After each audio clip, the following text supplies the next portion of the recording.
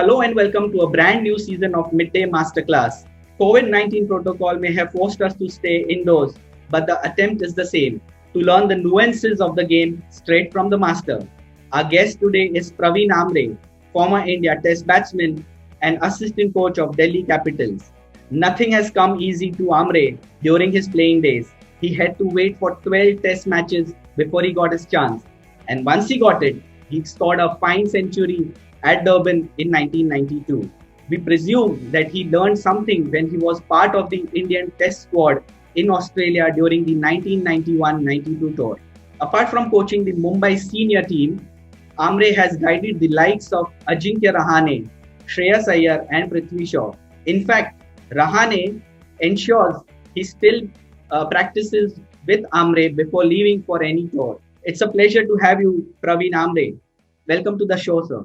Thank you, Harit, and it's really a pleasure with all you guys. So, talking about the coaching, what has been your philosophy? My philosophy is simple. I think it's always important to take the player to the next level where he is. So I think like we start from the Shivaji Gymkhana, the boy was under 15 to get him to the under 19 standard, from 19 to first class to India A to then the IPL or the Team India. So it's a journey. I think in that it's always a role of coach to see that, to take them to the next level. And I think many challenges come there. And I think most important, like, yes, the game is all about the cricketing skills, but it's also mental aspects are also critical. And what I learned in that journey, what was important. And I think that's what we are going to share here, because the COVID time, we can't do any practical. I always believe in the practical, but still the situation is such that we will try to do the best on this show. I'm sure the youngsters will get benefit whatever we are going to discuss, because the whole aim of your show is like to give the knowledge to the upcoming cricketers, basically. So you stressed on the importance of basics in place. In the age of T20 cricket, how do you control a batsman's temptation to go for lofted shots? What exactly do you tell them? We as a coaches have to get through that temptation to say no to the boys, basically, because yes, our era was there when we used to go in the nets. A coach is to get us out if we are lifted the ball. But as a coach now, we have to be open. Well, this boy got ability to hit the ball. If his ability to hit it consistently, then why not?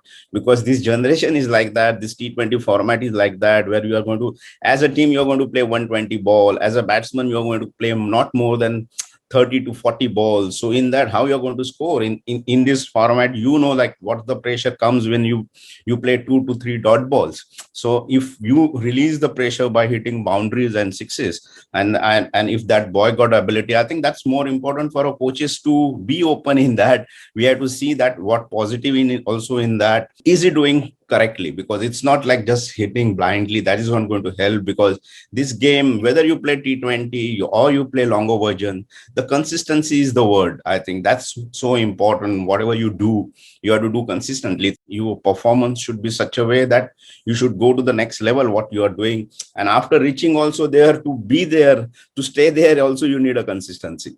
Since there are 3 formats, 3 different style of playing, what are the changes you reckon a batsman should adapt to? The basic is same, I will say, whichever the format. It's like you the adjustment according to the platform, or according to one day or T20 or a longer day version. But I think basic is the same. Only thing that mindset, how to adapt to that format. I think that's the key. Like, we've seen so many players can play all the format, but also some of the players are specialized in those format. And this is a good news for players who can make a career by making their specialist in a T20, or they are specialists in a one day. Or in case of Pujara, we say like he's a specialized longer version, because what he can got to the team, like staying there for a long time. These are also important factors. I think it's so important for the upcoming player to also identify what is their strength, where they suit, basically, or whether they got their game. It's not to become emotional, like I want to play all 3, but you have to ask the question yourself, like, are you going good enough to be in all those 3 format? Or because in Mumbai or in India, there are a lot of competition. So it's so important to understand your game also. So then it makes easier to focus on that particular format. It's been great insights so far. Before our participants ask their queries, my colleagues would like to ask their question. We start off with the group sports editor for Midday, Clayton Murzello. Hi, Pravin. Hi, Clayton. Welcome to the show. We really appreciate you coming in. As I was telling my colleagues and my participants here that Pravin Amre and Midday go back a long way, right from the late 80s. So it's a privilege and a pleasure to have you. I'm also really thankful for a midday. While it's so important as a young cricketer, budding cricketer coming from Mumbai, I think that support from the midday was also very important for my career. So thanks for that. I wanted to ask you, since you're a disciple of Ramakant Achrekar, was there anything, any aspect which you point to in your coaching methods today, the Ramakant Achrekar methods? I think whatever I learned, it's my guru. It's not my coach. I think whatever I learned from was everything was from Ramakant Achrekar. I was so close to him also. I think that's what also it helped me when I become a coach. Like I used to analyze what sir should have done in that moment. So I used to ask question for myself. I remember I went to Achrekar sir when I was just 10 or 11-year old. And from there, like my journey was when I played for country was around 24. So it was like my coach responsibility was like to see that I should be playing for a country, and that 13 years was not a small time. We were together and I understood it's so much ups and down came. The moment came where I also personally felt like I can't play for a country, but I think my coach was there who motivated me that particular time, like yes, you can do it. And I think that's so important sometimes, like the role of coach to not only teaching you. I think it's sometimes motivating and inspiring is also so important. You feel relaxed, someone believe in you, and I think that's very important learning I learned from my coach Achrekar. Another thing I wanted to ask you, Ajit Wadekar was cricket manager when you made your test debut. Although you went to Australia where Abbas Ali Beg was the manager. Did you pick up something from Ajit Wadekar on that South Africa tour? Yes, very much, because I was very desperate to come in the Indian team. I came in Indian team was my first class average was 82, and I think I was consistent and scoring runs as a debutant. I think I'm a second in the history of Indian cricket. So that consistency was with me. I believe like I can do on that. But somehow I was not getting opportunity because the team was so strong. It's not that easy to come youngster to the Indian team. So I know like mentally I was prepared to wait. I think that was also very critical. One thing was good about Wadekar sir was also like we were from the same Shivaji Park Gymkhana. He was also from there. So he knows, like we call it in the Shivaji Park, like a Maidan cricketer. So they know the importance of the Maidan cricketer, like what grind I was gone. He as a manager that time was aware like that South Africa tour was historical tour. And the more important, like the boys who are watching right now this generation, it's so easy. You can click one button on a Google, you can see the bowler opponent, you can see the conditions of there, what type of wickets are there. But we went 92, we was not aware of anything, basically, to be honest. When we landed there, we understood the condition. When we played the side games, we understood what stiff bounce this is going to be have, and it's going to be challenging series. So there was more visualization, I think I will say, rather than getting the data. Now it's so easy for any budding cricketer. We know what's the conditions are there in Australia. But when we went first time, we were not aware of any conditions what was there. We were the first time we were going. And so Wadekar sir thought like this is the right time to give me a break, because I was hungry to play. I was hungry to score the runs. And like playing in South Africa, and particular Durban wicket that time, it's like maybe around 29 years back now. He thought like I can do contribution. I don't think so anybody thought that I will score 100, but definitely I will contribute to the batting unit what we were playing as a six batsman.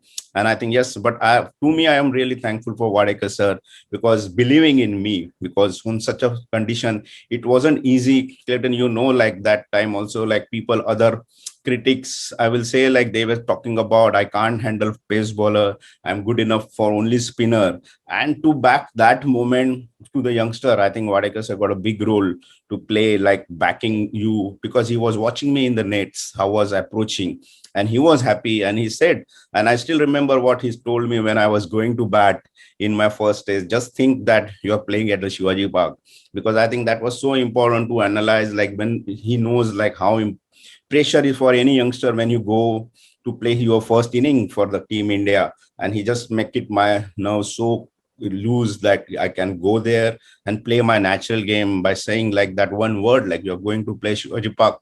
That's really helped me. Did you sleep well the previous night? Well, I don't think so. Like any cricketer, that first time there is always you mentally thought about overthinking sometime and what will happen. Those anxiety will be there. I'm not lying, like it was with me also. But yes, I was thankful to the God. Like at least I got opportunity. I was among them who got a test cap, because that was my dream to get that test cap. And I was looking for that opportunity.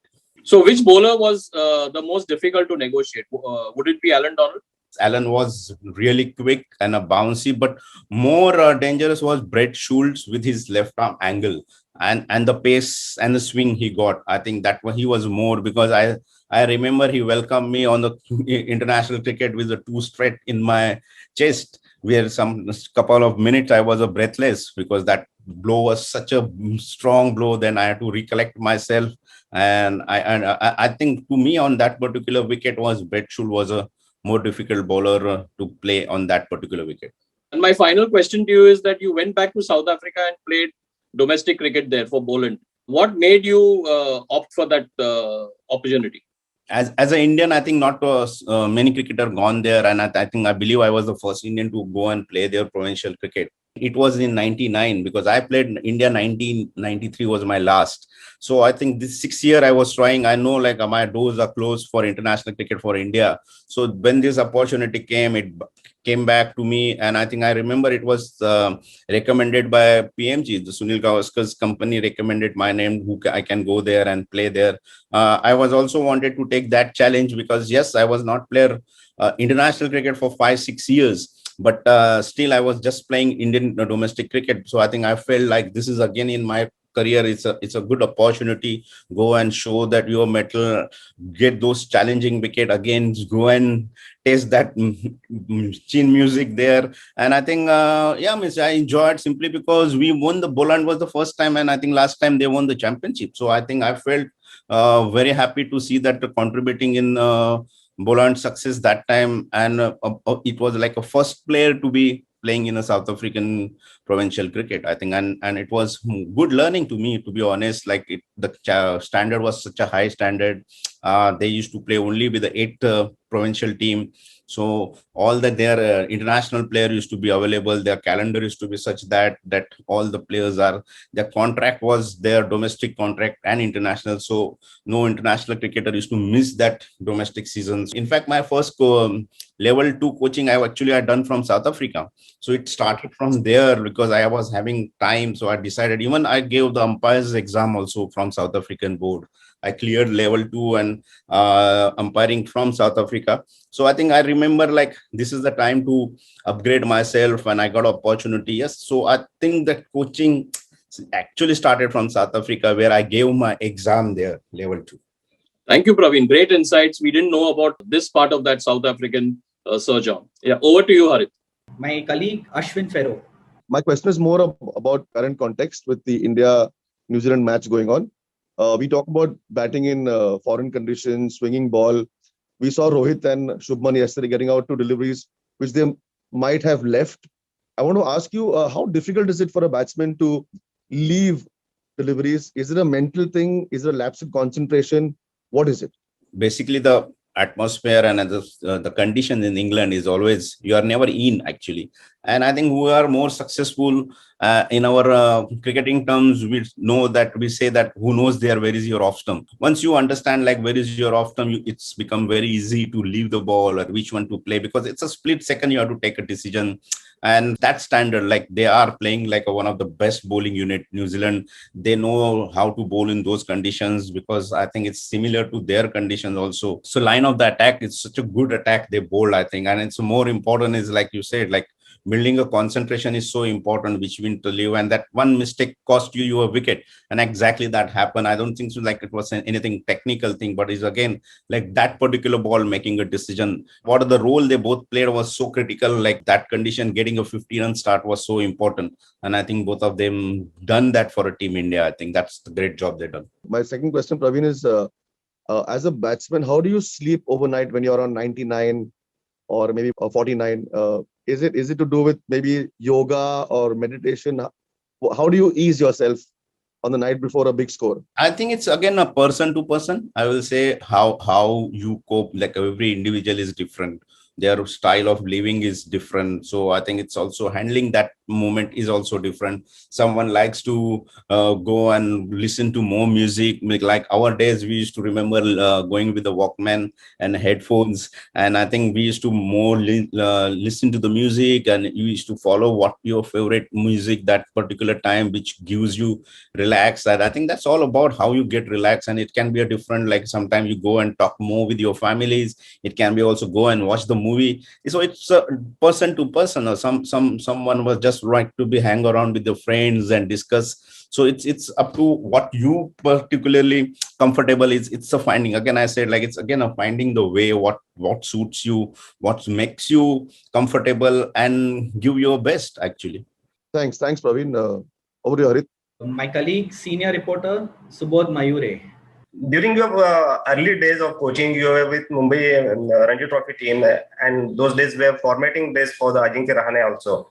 And currently, you're guiding Prithvi Shaw in Delhi Capitals team, and you also guiding them in your personal coaching also. So both of them having different mindset, different procedure to follow.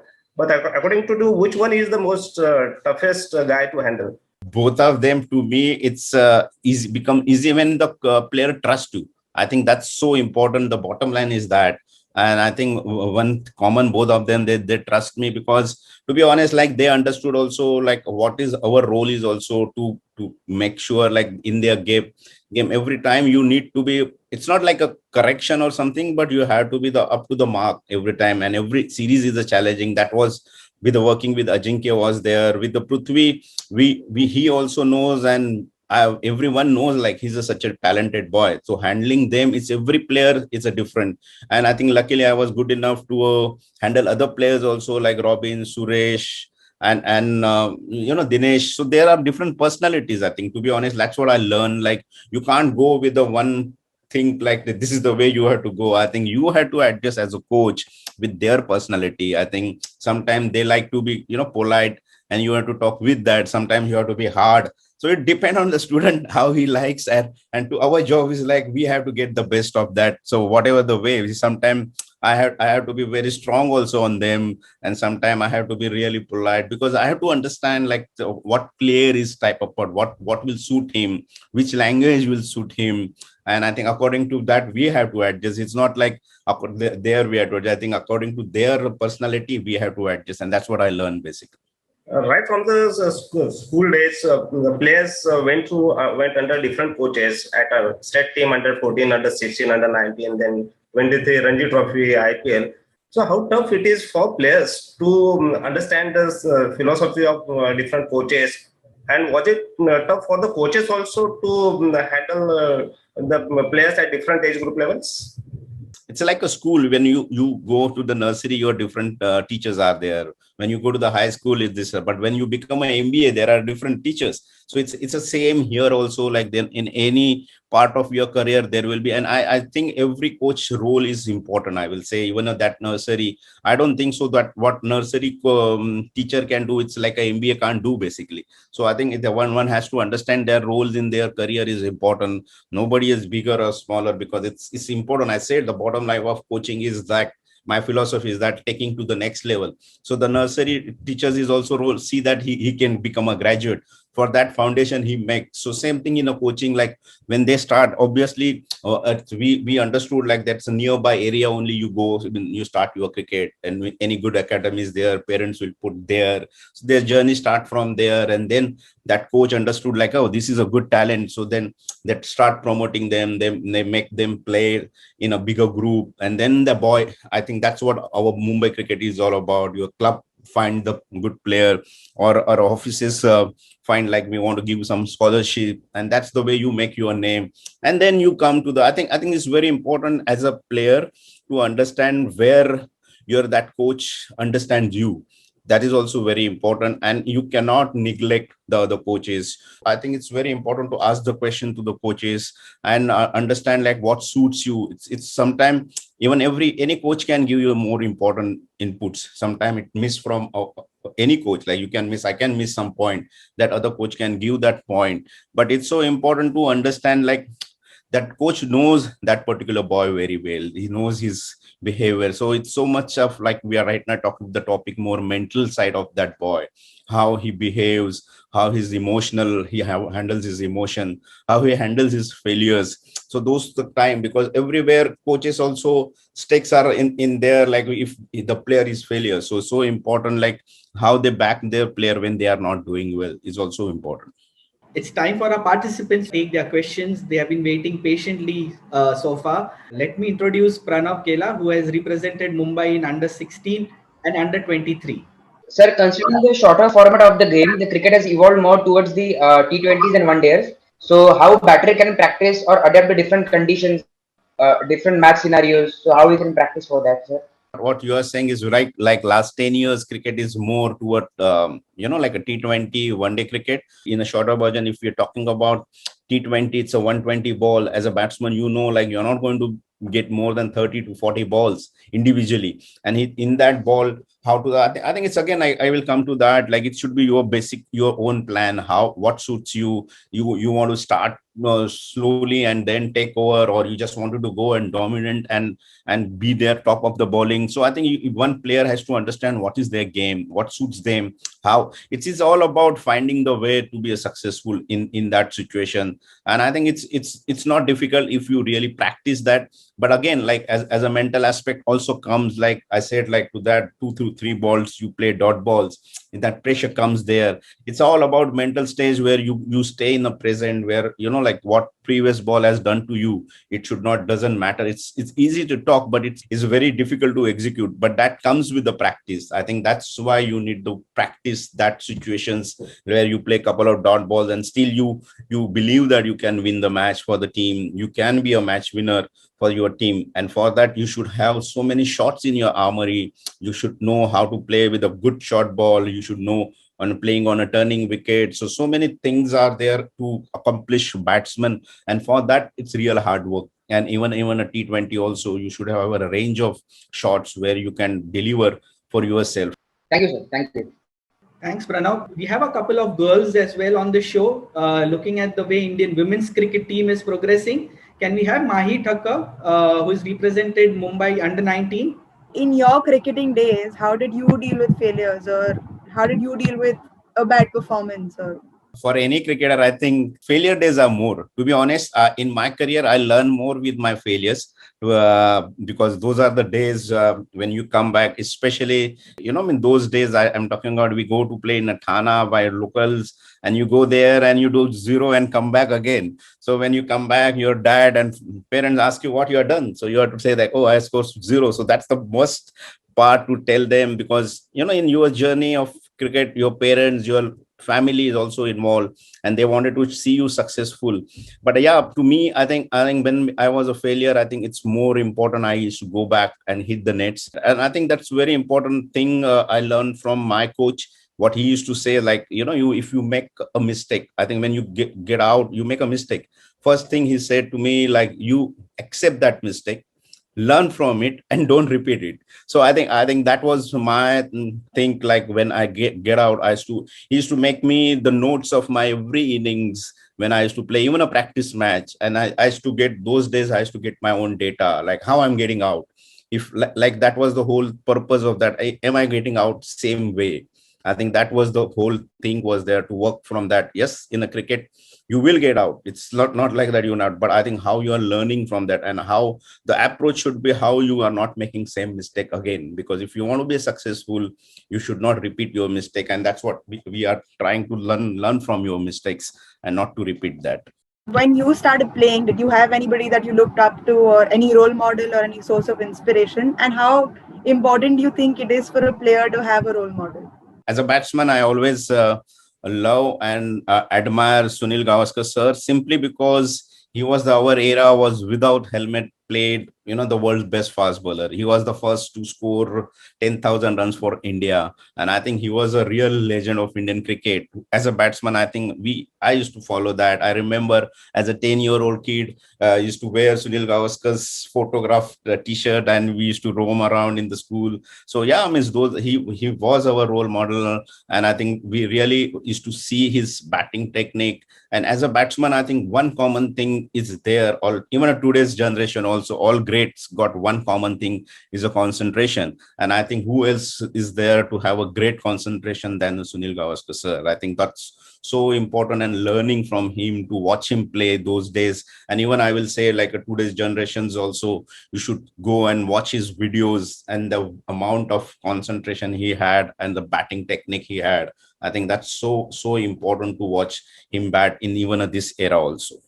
Pravin, can you tell us the time when Gavaskar came to the railway station to wish you all good luck before the Ranji Trophy knockout game? And that's what Mumbai cricket is all about also. Like it was a dream to play. I will say that time the Mumbai cricket cap is right now. But when I played 1986 for Bombay Ranji team, and I think that was so important also for our seniors to see that any upcoming player is coming. And I remember like nobody thought or also imagine like great that time 1986 also Sunil Gavaskar was like a legend, like Sachin Tendulkar is right now or Virat is right now.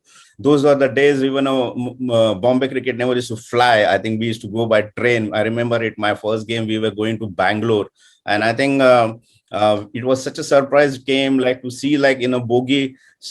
And that was my first interaction with the Sir Sunil Gavaskar, because as you said, like he was my role model. And what else I want, like to going to play my first game for Bombay Ranji team, and Sunil Gavaskar himself came and wishes all of us good luck. He also inquired about me. Like that time I was just 18-year-old and coming in a Bombay Ranji team. It was a great thing to come in a Bombay team. So he really gave me a piece of advice, like just go enjoy your cricket, and I'm following your cricket. That's the words I think that's always inspires you to go to the next level. By when it's such an emotional moment, sometime like your role model coming and wishing you for your first Ranji game. Something which I want to credit Pravin for, he made the cut in the Mumbai team the very season when Sunil Gavaskar was still in the Mumbai scene.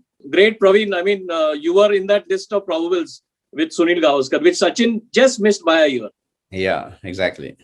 Yeah, means that's the feel great. Like you share that dressing room where the legends are. You inspire and you dream about to play for Bombay, and when you are amongst with them, like I said, it was such an emotional moment. As a 10-year kid, I was roaming everywhere with Sunil Gavaskar, and Sunil Gavaskar himself coming and wishing you good luck. It feels so great that time.